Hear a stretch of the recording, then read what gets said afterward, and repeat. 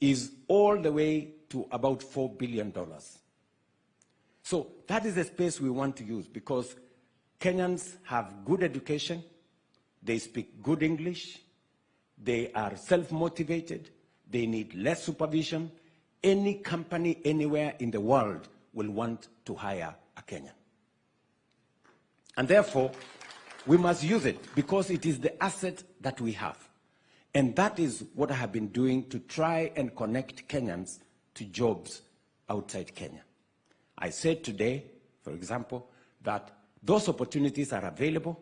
In fact, if you go to the Ministry of Labor website, there are approximately 400,000 jobs as I talk to you today.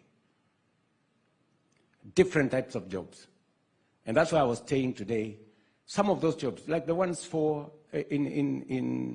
nurses, for example. I was in Saudi Arabia the other day. They want 2,500 nurses. We are unable to meet that quota. And Saudi Arabia pays even for tickets. You don't have to pay any ticket, you just need to be qualified. And there are other countries we are negotiating so that we can get opportunities for Kenyans to work, not just in Kenya, but outside Kenya. Number 4, you asked me, what am I doing to create jobs? Number 4,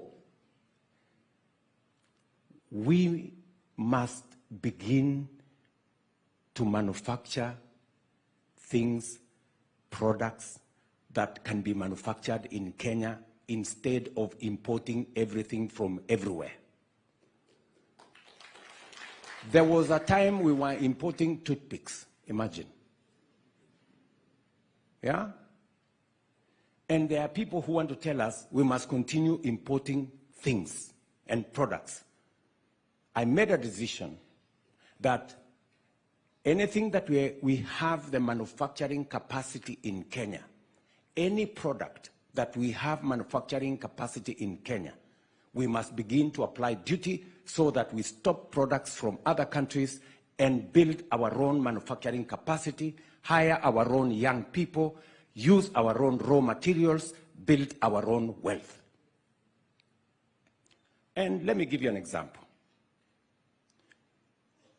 Last year, we imposed duty on steel billets, on cement, on clinker, and on furniture. There was a bit of noise last year because I put down my foot and I said, look, if we have manufacturing capacity in Kenya, somebody explain to me why we continue to import these products. Do you know what happened? Because we put duty on those products, steel, for example, steel billets, 11 companies that had closed down because we had opened the door for importing of steel billets. 11 companies today, hiring 16,000 Kenyans, have opened. And they're now hiring Kenyans and producing steel billets locally in Kenya. You know what's interesting? The same people who were complaining last year, I met them this year. And they told me, Mr. President, you see, that duty you imposed on that product last year. I told them, why don't you reduce it from 17% to 10%? They told me, no, keep it at 17%. Why? Because they had now invested in Kenya. They were producing those products locally. And do you know what? We saved 100 billion shillings of foreign exchange because of stopping to import steel billets. These are statistics that are out there, right? So it is partly why our dollar situation is stabilizing, because we have stopped importing things, products that we can manufacture locally. 11 companies that had closed down, steel companies, have opened. They are hiring Kenyans. They are using our local products. Do you know what? I was in Taita Taveta today. And one of the things I'm going to do next month is to go to Taita Taveta, where we have iron ore, which we have been exporting as a raw material. And many people were telling us stories. Now, the same companies who were complaining to me last year, they have said, one of them is now going to invest in Taita Taveta iron ore, not to export, but to manufacture steel locally using raw materials from Taita Taveta County, including all the other counties where we have iron ore.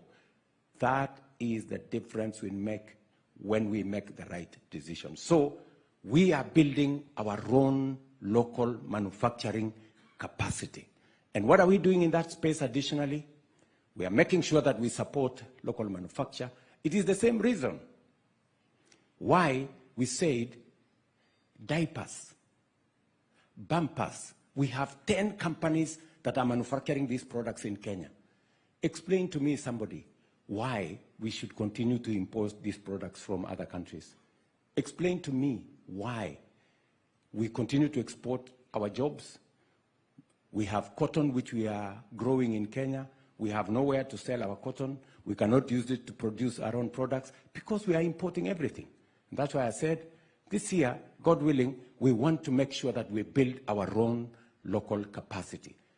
Industrialization, manufacturing, value addition is the way for us to go so that we can create more jobs, create more wealth, and grow our economy. So we are not only expanding our manufacturing capacity, we are stopping unnecessary imports of products that we can manufacture locally so that we can expand our products, our manufacturing. And thirdly, on that space of creating jobs, we now have 6 new special economic zones. In fact, export promotion zones in Kenya. So that product is, that space is going on.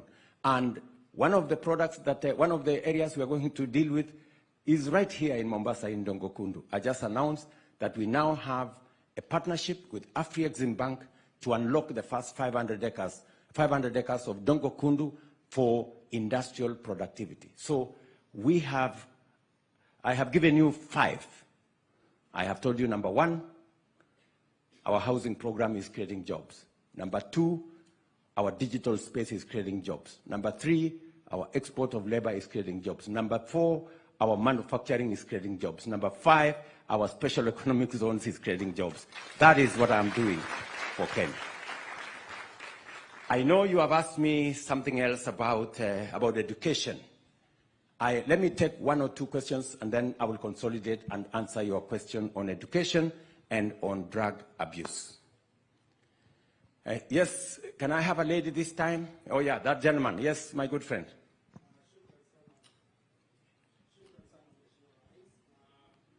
Mimi ni Joash Onsare, mwanahabari wa TV 47 na vile vile Radio 47.